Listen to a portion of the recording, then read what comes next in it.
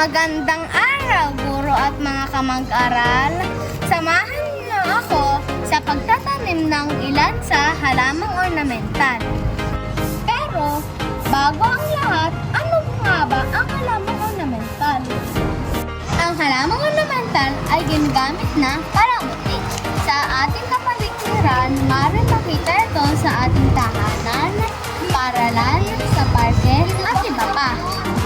Ilan sa halimbawa nito ay nasa paligid ko. Narito ang paraang ng pagtatanim ng halamang ornamental.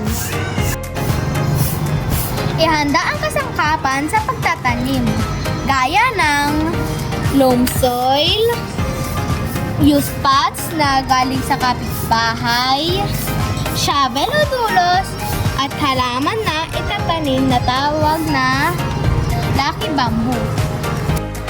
Sunod ay ilagay ang lupa sa paso.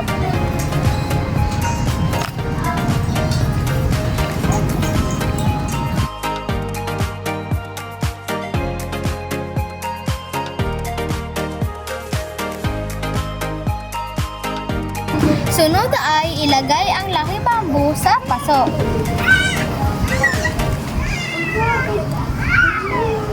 Rahang ilagay ang lupa sa paso.